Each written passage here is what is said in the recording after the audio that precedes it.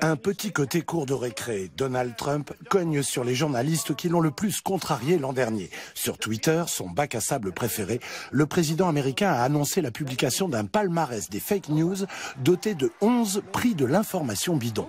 Médaille d'or du classement 2017, une chronique publiée dans le New York Times en 2016. Le prix Nobel d'économie, Paul Krugman, y affirmait que l'économie américaine ne se remettrait pas de la victoire de Trump. Non, pas vous. Votre chaîne est horrible.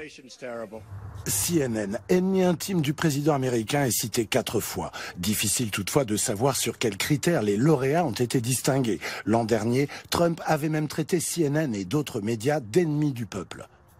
Pourtant, hier, la critique la plus virulente lui est venue d'un sénateur républicain de son propre parti. Monsieur le Président, quand le plus haut personnage de l'État reprend les mots infâmes avec lesquels Joseph Staline parlait de ses ennemis, cela en dit long sur l'état de notre démocratie. L'an dernier, un président américain a emprunté le langage des despotes pour qualifier la presse libre et semble à présent inspirer à son tour des despotes et des régimes autoritaires. C'est extrêmement grave. Le sénateur a appelé les partisans de la vérité à s'allier contre Trump. Mais le discours du président sur les fake news semble convaincre de nombreux Américains.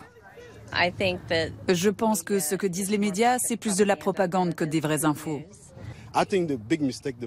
La grosse erreur des médias jusqu'à présent, c'est qu'ils se croient capables de choisir eux le président. Je pense que les médias sont toujours de parti pris. Certains sont pour Trump et d'autres contre lui.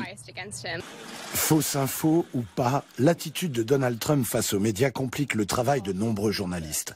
Et beaucoup d'Américains ne savent plus qui croire.